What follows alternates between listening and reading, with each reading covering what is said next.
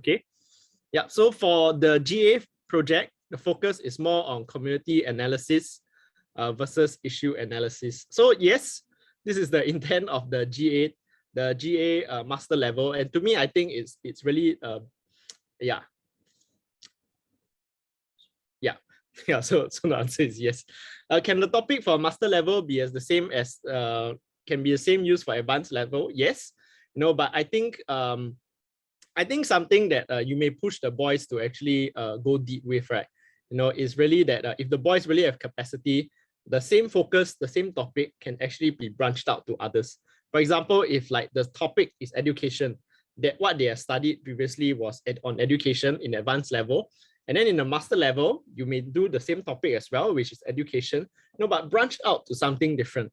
Branch out to something different, and I think that will also challenge the boys to think differently, and then to still refine their research skills.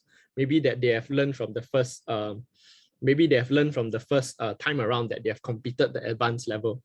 All right. So for example, like education, one is that maybe education in COVID, versus education in the rural provinces. They may interlink, but they are two different directions in that sense. All right. Next one. Okay, so is there a plagiarism check for the GA master level?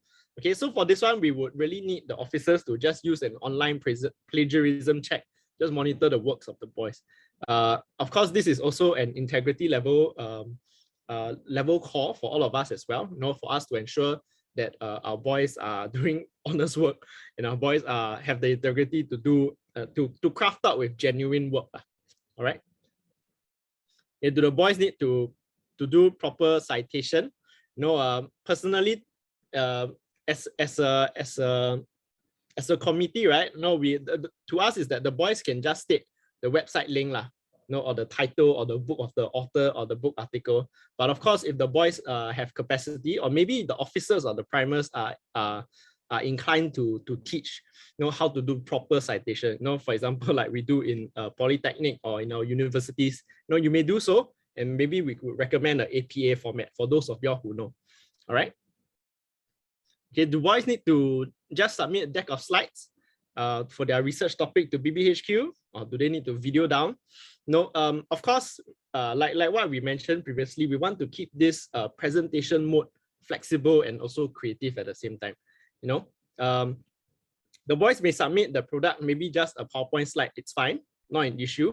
But of course, if the boys really want to go creative on it, they can do like PowerPoint slides, video or presentation, vlog, skit, infographic, poster, short documentary or whatnot. We don't want to just limit to the deck of slides and that's it already. Okay, honestly, it may be the easiest way, but if the boys are interested to do up videos or interested to do up things that challenge them, I think that will be fun, and also I think that will be quite meaningful to their work as well. Okay, the analysis of GA, the analysis required for GA Advanced is quite similar to Master. All right, but however, GA Advanced, they just need to complete the guiding questions, whereas for Master, they will have, it must be formalized in some form of continuous narrative. Yeah, so again, just take a look at the requirements of the Advanced and the Master. So the Advanced is really about honing the research skills, okay, and for them to start thinking how they can apply these research skills as well. Okay, for the Master level, the difference is really for them to come up with an action plan, to solve the problem or to propose a way for the community to work it out. Okay, next one. The next one is more of the assessment itself. So who will assess the slides? How many assessors will there be?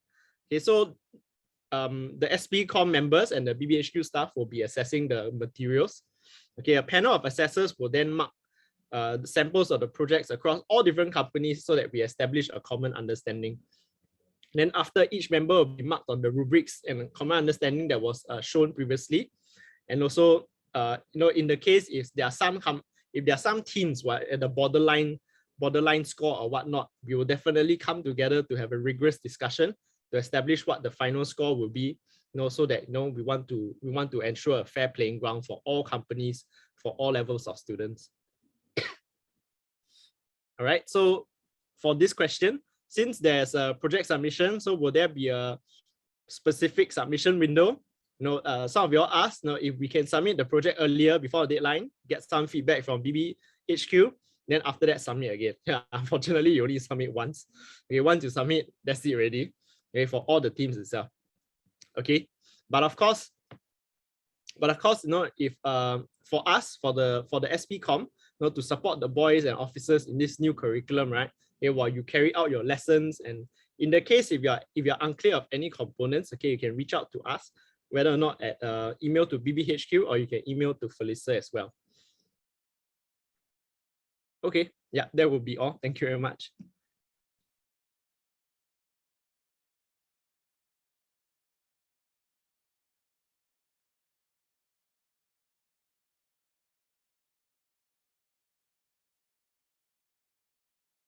Yeah, so I think the next part of the content, okay, will be shared by our personal mastery team, personal mastery committee itself, the subcommittee, for them to give you more information of this. Yeah, okay. Let me just share my screen.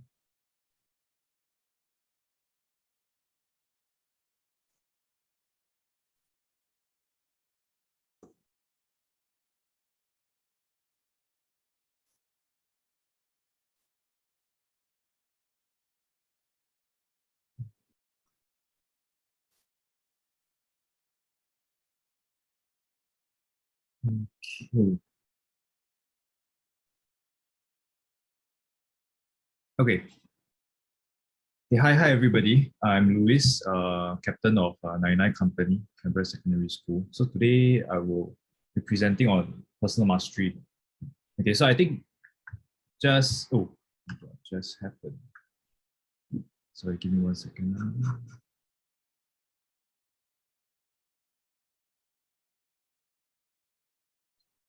Okay.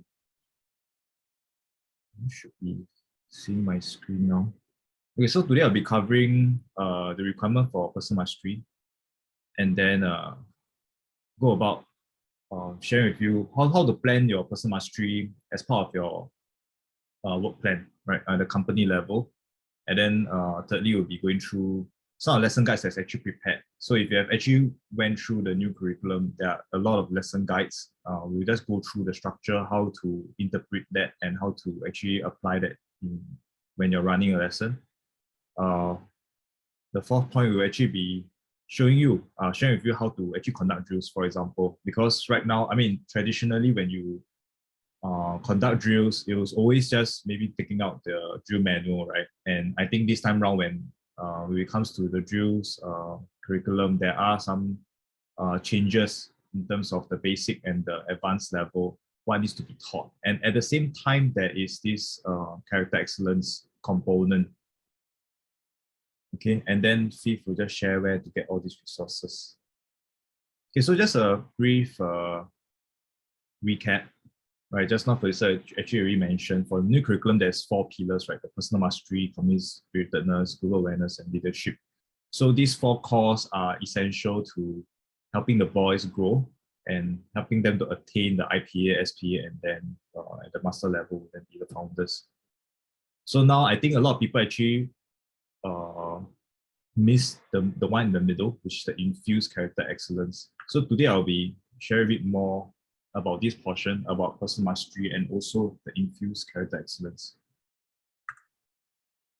Now, so for personal mastery, very quickly, it's just combining the core and the electives batch, right? So core will be basically the adventure and drills, and then for electives is modular. So you just pick and choose whatever you like. But in order to actually hit, let's say, the basic personal mastery, you need to hit a certain point, right? So basic, advanced, and master have a certain point. So like, for example, basic is 3 points, 3, 6, and then 8, okay? And just an update again, if you have not been following, the old system is on the left, on the right is the new system. Mainly no changes except for Arts of Craft. Arts of Craft will be changed to Arts and Craft. And then these 4 batch work will actually be phased out. Okay, so environmentalists, gymnastics, international relations, and naturalists. Okay, so how can you actually plan the personal mastery program in your parade? Right, so if we will just look at each of the different profiles from set 1, set 2 to set 3. So set 1 will look at basic, set 2 achieving advanced, and then set 3 achieving master. Okay, so if you look at the table on the right side, it's a very good summary of how to pick and choose, right? Adventure and drills is the core, is compulsory and is needed across basic, advanced, um, and master level. You at least need basic for both. Okay, so that's why we just put it as, let's say if everything is basic, that means at least you will have 2 points already. And in order for you to at least have, to get the personal mastery basic, you need to have a total of 3 points. So that means if you get 1 plus 1, you just need to have 1 more point, right? So this 1 more point can be coming from first aid, kayaking, sportsmanship, hobbies, arts and craft, and swimming, right? There are a few others like even like musketry and all that. So just look at this very simplistic, in a very simple way. On the left side, for example, you just have in the first year, you conduct basic adventure, basic drill, and let's say when you have sports and games during your parade timing, right? And you get them to do some research about, let's say, 4 hours time spent on this sportsmanship, they'll actually be able to get the basic personal mastery already, very simply, because they just need to hit 3 points. Okay. The interesting part comes only at advanced and also master level. So let's say if you're Sec 2 and you're going for personal mastery advanced, right now you then have to go for a total of 6 points. Okay, so that also means that if let's say you have adventure and drills in the first year, now in the second year you need to gain 4 more points, right? These 4 points can come from where? It can be, for example, let's say I take sportsman, kayaking, hobbies, and arts and craft. Okay, you can just choose any 4. Any 4, you can include first aid, etc. All basic level. 1 plus 1 plus 1 plus 1 plus 1 will get 6 points at the end of the day. Okay, that's one way. The other way is then actually to double down, right? Is to double down into adventure. On the second year, you have another adventure camp, you have an expedition, you spend more time honing the craft for adventure. Then you get advanced adventure. So when you get advanced adventure, it's another additional 2 points. And then you just probably get a basic kayaking, maybe because you want to send your boys for BB base. Okay, BB requires us to have kayaking certification. So then with this very simple requirement, you'll be able to hit advanced personal mastery. Okay, with a total of 6 points. Now for master, just 2 more points more actually. If I use the previous profile, you have 1 basic adventure, basic drill, advanced adventure, just need to go for advanced drill, right? And then in the third year, maybe go for another kayaking. That way you actually hit, it actually is more. Oh, actually I missed out 1 point because basic kayaking will actually have 1 point as well. Yeah, but in this case, you actually hit your master as well. Actually, you overshoot 8 points, which is not a bad thing. We should not aim to just perfectly hit 8 points, right? We should not try to go for the easiest path, but rather try to think about variety. How can we enhance and make parade fun? I think with the new curriculum, the whole spirit of it is that there is a variety. It is easier to hit some of this batch work, and with this flexibility, there's more time to share and to have more mentoring time, especially let's say on the leadership side, and for their personal growth. Okay, another sample will be that if you do like a variety, right? Actually, for adventure, you just need to go for advanced, and everything else can be basic, right? So in this case, it's like you have adventure, and then you have basic drills, basic sportsman, basic kayaking, basic hobbies, basic arts and craft. And then some of you may be thinking, why would I want to plan my personal mastery path in such a way, right? I can tell you why. Because if let's say if you there are actually a lot of synergies between a lot of different batch works. Okay, so for example, if you look at arts and craft, if you let's look at hobbies. Let's take hobbies, and if you decide that maybe this year I want to teach my boys magic, right? Maybe get a vendor in or someone in the officers or primers know how to teach magic, and then you allocate certain amount of time towards how to perform magic. And these skills actually transferable, right? You can transfer it to community spiritedness, and you go to old folks' home, go to an orphanage, and then you perform magic for them. And that can actually be part of the community spiritedness. And actually, they will get to see that these hobbies, arts and craft, is not just standalone. It's not just appreciation of the craft, but also a platform for them to actually use to bring joy to others, right? They will see that all these skills are not just like, or just for myself to make me feel good, right? It's actually for the betterment of the society. Okay, so and also I think in terms of batch work, there's a variety of batch work, and there are more that's coming in, right? So one of it is also financial literacy. Even financial literacy, I can tell you, can be something that can be used for community spiritedness. How? For example, your stakeholder events, right? One of the stakeholder events can be school. You can actually promote financial literacy. You can get your voice to do out a booth, do a simple social media post, or some kind of collateral within school, and spread that awareness, how to save, and all that kind of thing. So it's really up to you, right? Up to your creativity, and you are not restricted by the curriculum, but actually the curriculum allows you to be more flexible and be creative how you want to synergize between different batch works. So really, I want to urge everybody to just be creative lah. Yeah, if you want to go by the shortcut way, I can tell you very easy one. Some of the boys are really have like swim safer goal, right? You straight away get 2 points really. So it's like the point system is actually really for your benefit. So don't be too stressed out about this lah. Yeah, it's actually quite easy. But maybe think about what's the value that you can bring to a company when you're doing the planning.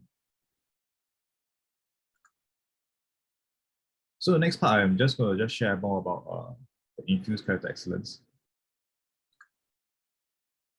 Okay, so if you have looked through the lesson guides for the batch work, the 2 cores, adventure and drills, right? So for example, for adventure, there are 5 lesson guides for basic, 5 lesson guides for advanced, 10 lesson guides for basic drills, and 10 lesson guides for advanced drills, right?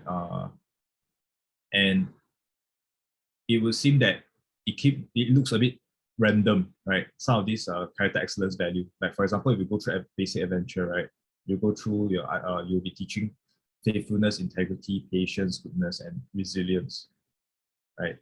And actually, when you look at drills, basic and advanced, let's say for the first lesson, right, both actually teaches self-control. The second lesson actually both teaches self-respect. It's kind of like a repeat, but the content is not the same, right? It's going deeper when they actually hit the advanced level. Okay, so at the end of the day, if they were to go through all the, go through these 2 cores and actually go through the electives and the leadership lessons, you can be sure that actually all the values, I think there are a lot of values that's being covered. Yeah, so the whole idea is that throughout their whole BB journey, right, we actually expose them to all the different values as much as possible, which is a great variety of it. So I just dive deeper into the lesson guide, how it looks like, and actually what are some of the different components for the lesson guide. So over here, I've used Hobbies as an example. Okay, this is the 1-pager. Every single lesson guide was purposefully designed to fit on 1 sheet of paper. Right? The purpose is also that if I was to, let's say, print it out, okay, or if you're using an iPad, okay, you don't have to, there's not like multiple pages, a lot of pages for you to flip through. Rather, at one glance, you know straight away the overview, what you need to achieve. Okay, a guide on like, okay, what is the pre-activity to prep them and the value that we're going to teach. Because for each of the different batch work, there is a whole point, right? What's the point of having hobbies, right? We want to get them to be more creative, appreciate having hobbies, and all that kind of thing. So I'll just dive. For each of the lesson guide, that it is structured such that there's the overview summary, which is at the top, and then part A, which is the character excellence. Usually, the pre-activity frames the entire lesson towards teaching a character excellence value. And then part B is actually the main activity, right, which is your usual batch work you probably are very familiar with. And then C, which is the closing, which you'll use to actually try to wrap things up. Okay, as a debrief or like a sort of like a checkup. Okay, so the suggested sequence is part A, part B, and then part C. Okay, according to the flow that it has been designed. But I think I want to just also appeal to you that you don't have to strictly follow this guide, but rather you can also play around depending on the needs on the ground, right? You may see that, for example, right, let's say we do drills, suddenly, okay, let's say we do adventure, and today we're going to teach knots and lashing. And at the starting part of it, you suddenly talk about CE value. You may not feel that it is in line with maybe what you want to teach that day, right? Feel free to swap it to the end or in the middle or how you want to change it up. Okay, so if you look into the overview, right, the lesson objective, the big idea is actually mentioned there. So for example, for hobbies, creative work thrives on imagination and a sense of wonder. So at the end of the day, they just need to know that you can be creative, okay? Okay, and this is just a very simple breakdown of the suggested program flow. So for example, 15 minutes, 40 minutes for main activity, and then 5 minutes for the closing. Do you have to follow that strictly? No, it's really up to you, right? But what HQ has tried to do is to fit this entire program to be 1 hour. Okay, you want to make it longer, it's totally fine. Now the C element of this is actually over here, right? Which is highlighted on the top right-hand box and the one at the bottom. Now, if we look into it deeper, so for example, the C value here is wonder.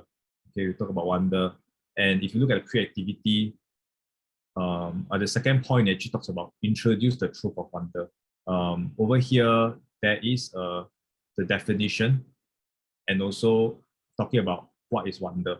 So this is where you can bring out and talk about what is wonder, talking about celebrating life and the beauty of God's design, also appreciation for God's design. So this particular hobbies activity, right, is very skewed towards designing stuff. Okay. And in the CE value, at the bottom, there's always a few Bible verses for your reference. So you can, do you have to teach all three? No. Do you have to go through all three? No. It's up to you, right? I already listed them here also for you to just take a look. If none of them actually appeal to you and you have a better verse that you feel that is more relevant to maybe the activity that you are doing, feel free to do so as well.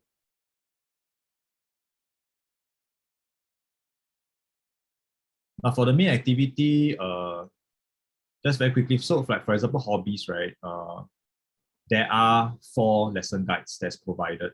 Okay, so for P4.1, P4.2, 4.3, and 4.4, more or less is different themes. Okay, so there's the DIY, building something yourself, collection, maybe collecting stamps and collecting seashells, stuff like that. 4.3 is about media, and then 4.4 is doing an activity. So is it possible that your hobbies doesn't fall within any of these? Yes, it's possible. You can choose and do your own. It's totally fine. These lesson guides are there to be a guide, not as a prescription that you have to follow this thing.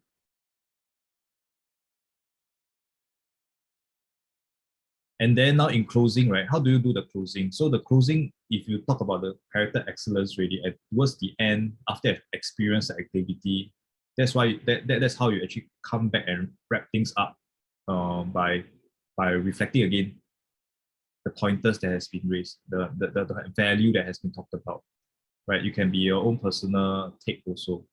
So there are two suggested ways. One is you can get them to reflect, right? It can be a very simple, also what do you think? How many of you think? So on and so forth. And in this box, you also see that there's the growth stage and reflection questions. So if you do not very sure what kind of questions you can ask, if you're following the guide, there are questions already prepared for you, which is fairly straightforward. So the point 1, 2, and 3 is actually standard across all lesson guides, which is recognize, believe, and exemplify, right? So the minimum level all boys should be able to recognize, right? Recognize what is wonder, right? Believe, and then exemplify is like the next level. Okay, so it's going deeper into the reflective questions.